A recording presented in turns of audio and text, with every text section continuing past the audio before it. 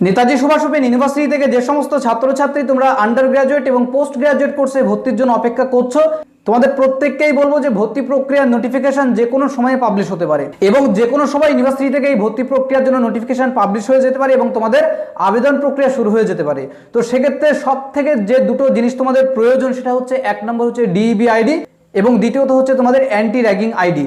সুতরাং form fill up যখনই শুরু হবে তোমরা কিন্তু ফর্ম ফিল আপের সময় সব থেকে বেশি সমস্যার সম্মুখীন হবে এই দুটো আইডি না থাকার কারণে।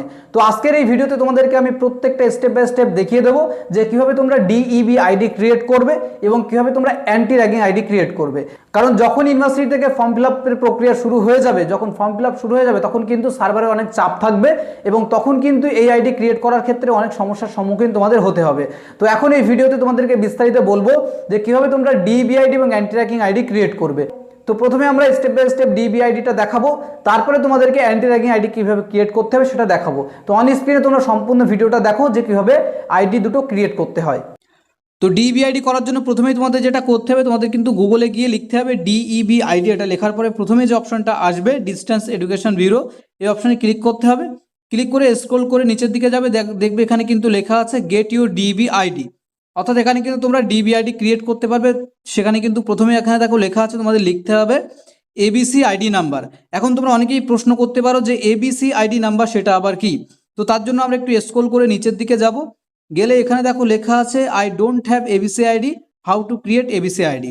অর্থাৎ যাদের এবিসি আইডি নেই তারা কিন্তু এই যে ইউটিউবের লোগোটা আছে এখানে ক্লিক করে সরাসরি এবিসি আইডি কীভাবে করতে হবে সেটা দেখে নেবে এবং তোমরা ডিজিলকার অ্যাপ থেকে কিন্তু এবিসি আইডিটা তৈরি করতে পারবে। তো এবিসি আইডিটা প্রথমে তোমরা তৈরি করে নেবে, নেওয়ার পরে একদম উপরে আমরা চলে যাব, গিয়ে এখানে লিখতে হবে এন্টার এবিসি আইডি, অর্থাৎ তোমাদের এবিসি আইডি নাম্বারটা এখানে লিখতে হবে প্রথমে। তারপর হচ্ছে তোমাদের আধার নেম, অর্থাৎ তোমাদের আধার কার্ডে যে নাম আছে সেই নাম কিন্তু এখানে লিখতে হবে। লেখার পরে তোমাদের দেখো এখানে এন্টার ডেট অফ বার্থ, অর্থাৎ এখানে কিন্তু তোমাদের ডেট অফ বার্থটা লিখতে হবে। তারপর দেখো লেখা আছে জেন্ডার, এখানে তোমাদের জেন্ডার সিলেক্ট করতে হবে মেল না ফিমেল। এরপরে হচ্ছে এই যে কনসেন্ট গিভেন বাই, এখানে কিন্তু সেলফ করে দেবে। এরপরে হচ্ছে তোমাদের এখান থেকে একটা ডকুমেন্টস তোমাদের সিলেক্ট করতে হবে, pan card, passport, UID, epic number, যে কোনো একটা। তো যারা আধার কার্ডের নাম্বার দিতে চাইছো তারা ইউআইডি সিলেক্ট করবে। করার পরে তোমরা কি করবে, আধার কার্ডের নাম্বারটা এখানে বসাবে। আধার কার্ডের নাম্বারটা বসানোর পরে তোমরা কি করবে, আর কিছু লেখার দরকার নেই, এখানে যে ক্যাপচাটা আছে সেই ক্যাপচাটা লিখবে। লেখার পরে তোমরা এন্টার অপশানে ক্লিক করবে। যখনই এন্টার অপশানে ক্লিক করবে তোমাদের কিন্তু ডিইবি আইডি ক্রিয়েট হয়ে যাবে। তো এভাবেই কিন্তু তোমরা প্রত্যেকে এবিসি আইডি এবং ডিইবি আইডি ক্রিয়েট করতে পারবে। এবার আমরা তোমাদেরকে দেখাচ্ছি কিভাবে অ্যান্টি র্যাগিং আইডি ক্রিয়েট করবে। তার জন্য প্রথমেই তোমাদের লিখতে হবে যে অ্যান্টি র্যাগিং সার্টিফিকেট, এটা লিখবে, লিখে সার্চ বারে ক্লিক করবে। ক্লিক করার পরেই প্রথম যে অপশানটা আসবে এখানে ক্লিক করতে হবে। তো এখানে দেখো ক্লিক করার সাথে সাথেই কিন্তু ফর্মটা ওপেন হয়ে যাবে, যেখানে কিন্তু প্রথমে তোমাদের নাম লিখতে হবে, ফার্স্ট নেম, তারপরে মিডল নেম এবং শেষে কিন্তু লাস্ট নেম লিখতে হবে। লেখার পরে তোমাদের নিজেদের প্রত্যেকেই এখানে মোবাইল নাম্বার লিখতে হবে এবং তারপরে ইমেল আইডি লিখতে হবে। এইভাবে কিন্তু পরপর তোমরা প্রত্যেকটা step by step fill up করবে। এরপরে হচ্ছে তোমাদের জেন্ডার, তারপরে হচ্ছে তোমাদের সিটি লিখতে হবে, তারপরে কোন স্টেট। এখানে কিন্তু আমি এখানে প্রত্যেকেই যারা যে স্টেট থেকে বিলং করছো সেই স্টেট এখানে লিখবে। তো এখানে ওয়েস্ট বেঙ্গল আমরা সিলেক্ট করলাম। এরপরে ন্যাশনালিটি অর্থাৎ ইন্ডিয়ান, এটা কিন্তু অটোমেটিক সিলেক্ট হয়ে থাকবে। এরপরে গার্জেন ডিটেলস তোমাদেরকে দিতে হবে, অর্থাৎ বাবার নাম এখানে তোমাদের দিতে হবে। তারপরে হচ্ছে তোমাদের গার্জেন ফোন নাম্বার, অর্থাৎ বাবার ফোন নাম্বার এখানে দিতে হবে। তারপরে হচ্ছে ইমেল আইডি দিতে হবে এবং তারপরে কিন্তু গার্জেন সিটি, অর্থাৎ কোন সিটিতে বসবাস করে সেটা দিতে হবে এবং তারপর এখানে কিন্তু আবারও স্টেট সিলেক্ট করতে হবে। তো এখানে আমরা স্টেট সিলেক্ট করলাম। এরপরে হচ্ছে গার্জেন অ্যাড্রেস, অর্থাৎ কোন অ্যাড্রেসে কোন ঠিকানাতে থাকে সেই অ্যাড্রেসটা এখানে লিখতে হবে।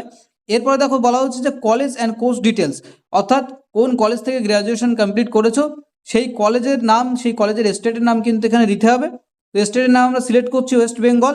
এরপরে কলেজের নাম কিন্তু দিতে হবে। তো আমরা এখানে বোঝানোর সাথে যে কোনো একটা কলেজের নাম দিয়ে দিলাম।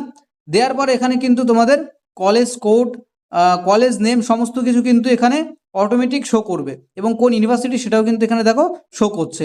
এরপরে স্ক্রল করলে দেখো এখানে কলেজ ডিরেক্টর নেম, অর্থাৎ কলেজের ডিরেক্টরের নাম কি সেটাও কিন্তু এখানে লিখতে হবে।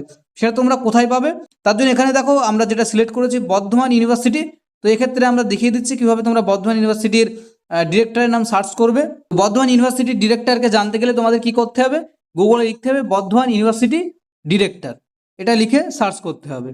যখন তোমরা সার্চ করবে ডিরেক্টর নেম বলে সার্চ করবে, সাথে সাথেই কিন্তু এখানে দেখো বর্ধমান ইউনিভার্সিটির বর্তমান যে ডিরেক্টরের নাম সেটা কিন্তু ডক্টর স্বপন ভট্টাচার্য সেটা কিন্তু এখানে লিখে দিয়েছে।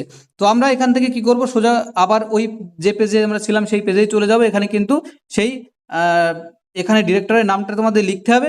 এরপরে হচ্ছে কলেজ ফোন নাম্বার, এটা তোমরা কোথায় পাবে, আবারও অফিসিয়াল ওয়েবসাইটে তোমাদের যেতে হবে, দেখবে লেখা থাকবে যে কলেজ ফোন নাম্বার, সেটা এখানে লিখে দিতে হবে। ঠিক আছে, এরপরে হচ্ছে তোমাদের দেখো নেম অফ দ্য কোর্স, অর্থাৎ কোন কোর্স তোমরা করেছো সেই কোর্সটা। এরপর দেখো লেখা আছে number of student in your class, এটা লেখার দরকার নেই। তারপর দেখো লেখা আছে কারেন্ট ইয়ার অফ স্টাডি, অর্থাৎ কত বছর তুমি পড়েছো সেটা উল্লেখ করতে হবে, 1 বছর 2 বছর না 3 বছর সেটা উল্লেখ করতে হবে। করার পরে দেখো এখানে লেখা আছে nearest police station of your college, অর্থাৎ এই যে কলেজ সেই কলেজের নিয়ারেস্ট পুলিশ স্টেশন কোথায়, সমস্ত কিছু কিন্তু তোমরা গুগল থেকে পেয়ে যাবে। তো সেটা লিখে নেবে।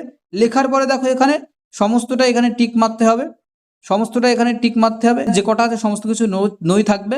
এবার দেখো লেখা আছে what is the phone number of national anti ragging helpline. তো তার জন্য তোমরা কি করবে, এই যে লেখাটা আছে এখান থেকে কপি করবে।